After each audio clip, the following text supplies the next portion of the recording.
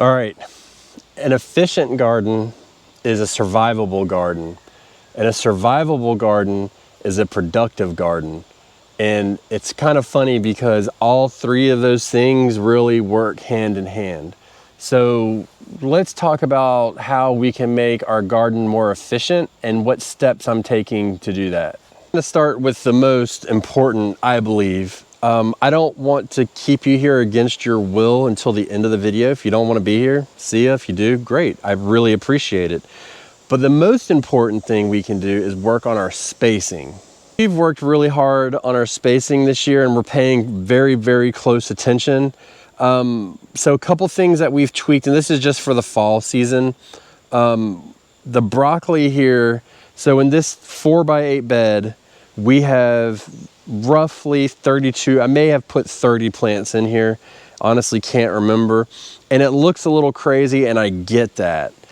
But what we found here, I want you to remember this, in life, hogs get slaughtered, so don't get greedy. And that's gonna help us a lot here. I don't do side shoots. And a big reason why I don't do side shoots is because I can grow this broccoli. If we take a look at this plant right here, this is the biggest, roughly the biggest plant in here. It's about to start producing a head any day now.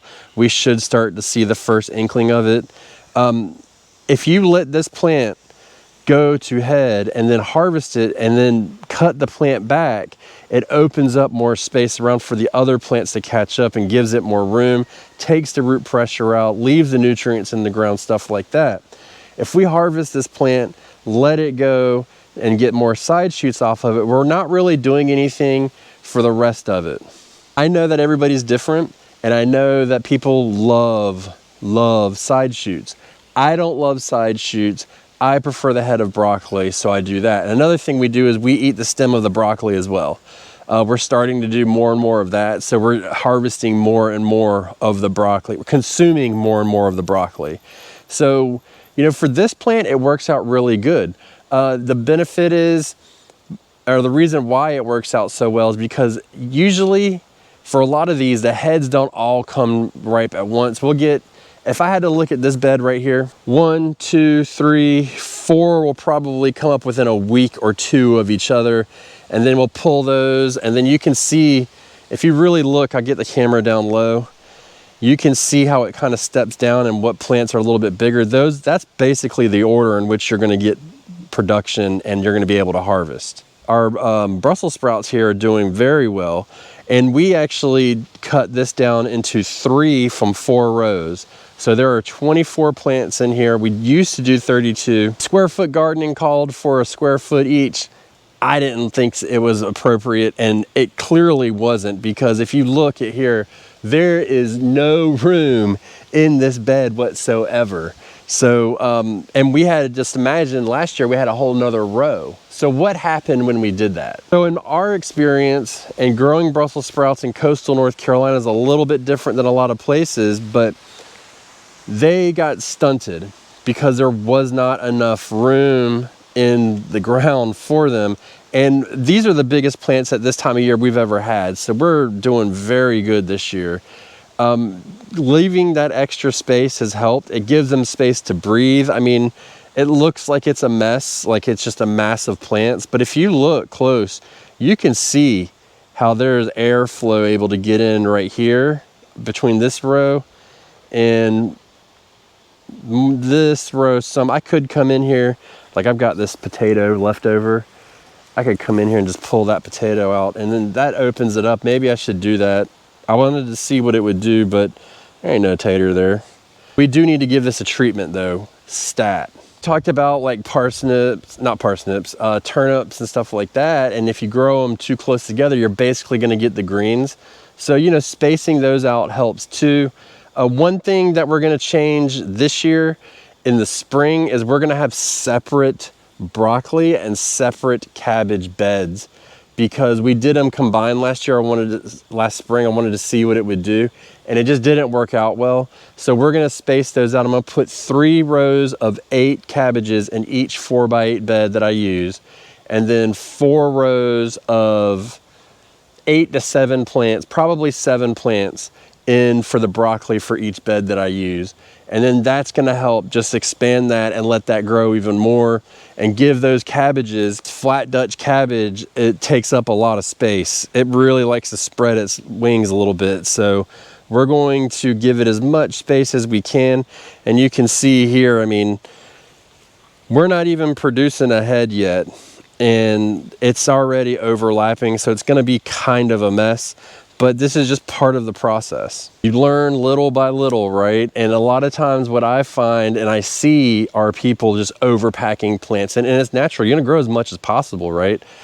But this really makes a difference. So another thing that we wanna do to make this more efficient is we want to add in more bones for the low tunnels. So these are the bones, the ribs.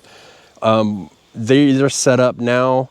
We can absolutely do it, but if we come across, we've got some beds that aren't, and it's not that we necessarily have to have them. So we've got these stakes in this bed, and that's it.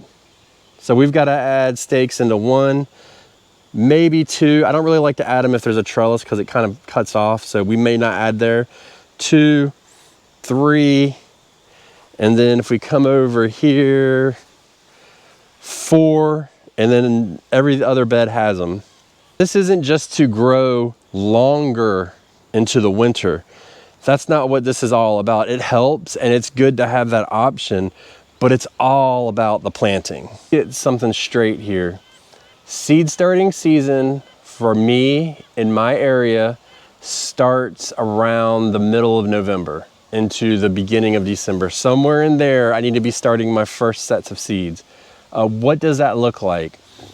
It's not a lot, but it is my broccoli and my cabbages. It will be time to start those. As a matter of fact, I need to start some now for my greenhouse that goes in after my potatoes hopefully come out.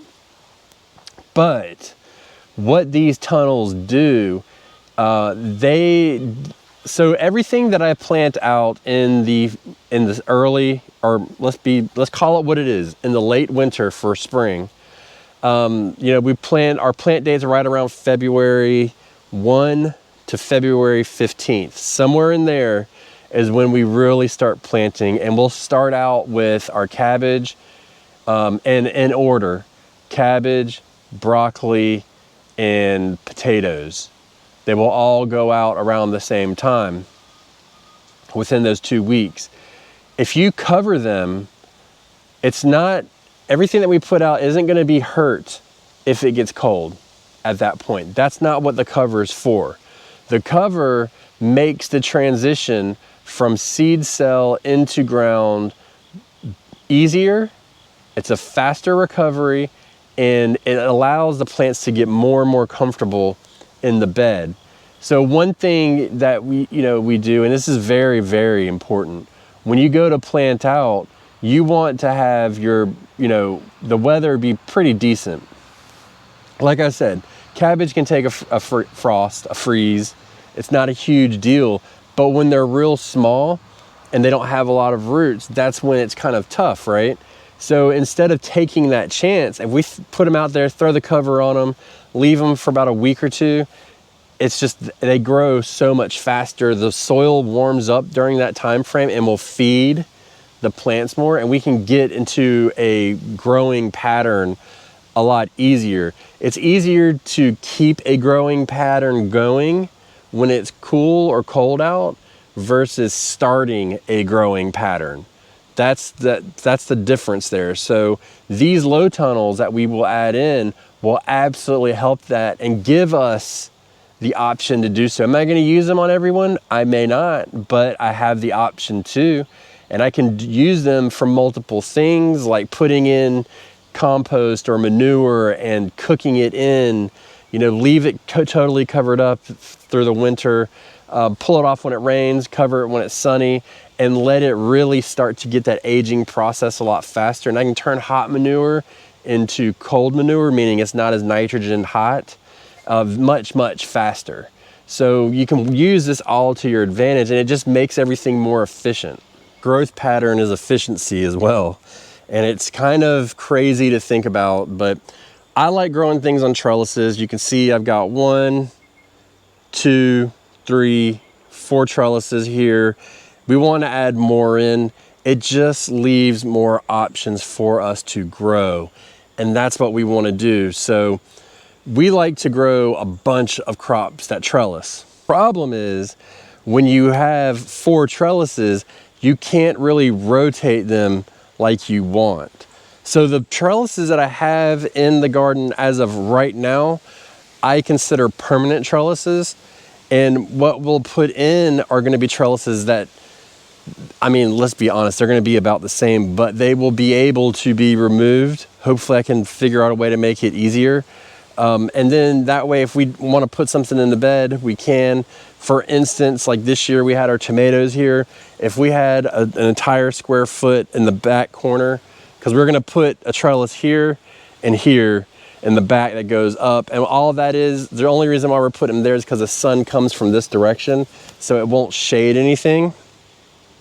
But if we have that trellis here, we would have lost roughly about, let's be honest, it would be a full plant, a full tomato plant, and really 2 pepper plants we would have lost space for, because you just can't, if I put 4 tomato plants in here in the back row, I can't just kind of eliminate a square foot and then squeeze it in. It just doesn't do very well, because 4 was pretty damn tight to start off with.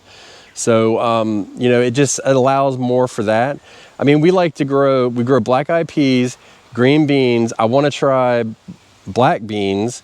So those 3 crops in themselves need to be rotated. You should not be planting them back to back to back. That's why we removed this trellis, because it was passing along a disease, and we just took it out completely and said, well, no more.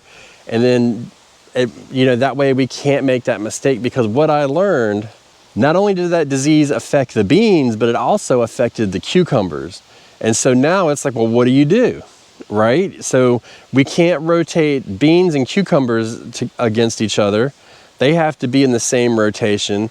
And then we do our Seminole pumpkins or our butternut squashes, but I also want to add in butternut squash and Seminole pumpkins every year, or a different squash or a different pumpkin, have 2 of them growing that are high producers, so that we can have even more into our pantry, right? These are, again, those are crops.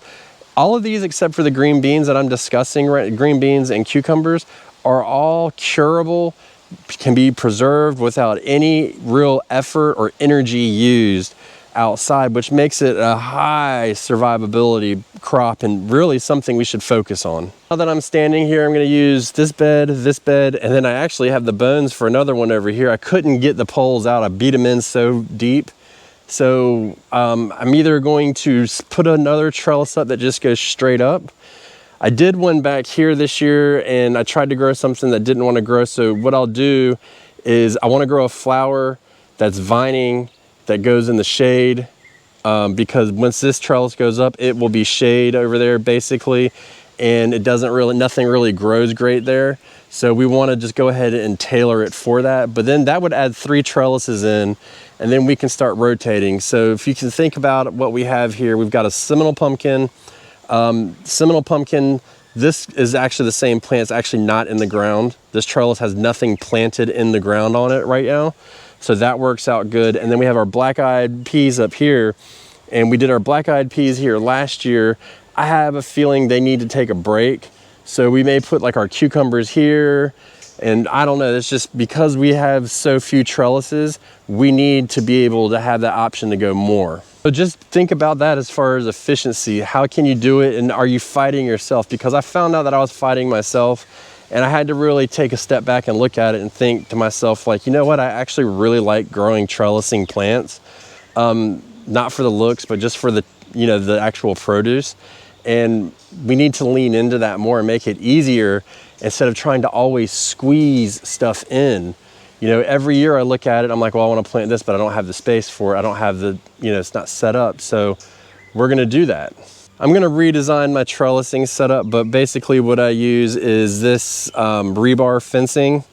It's really good. It has the rust on it. You'll get it and it'll be rusty, but it's good because the plants actually grip it a little bit easier. And then we use these these teeth posts, but I want to do something a little bit different. I don't know what I want to do yet. I'm going to go to the drawing board and think about it. The one thing I don't like is it gets a little bit floppy up here, but I haven't had it collapse and it's obviously not bent. So we'll just see how it goes. But you know, think about making your garden more efficient. Think about what can you do to make it easier for you to grow and grow what you want, because all the categories it's going to check off in your box in the long run. Is it going to be easier? Yes. Are you going to get more? Yes. Does that make your survivability go up? Yes. I mean, does it make it, and how does it make it easier? Because you can rotate, because you can do all these things, because you're getting more produce. You know, I'm not fighting as much disease and pest because these aren't crammed together. And there's no dieback. You're not wasting as much. It's a lot to it. But these are just the things that you start. This is the time of year to start checking it off one by one. So what are you going to do in your garden to make it more efficient in the upcoming growing season?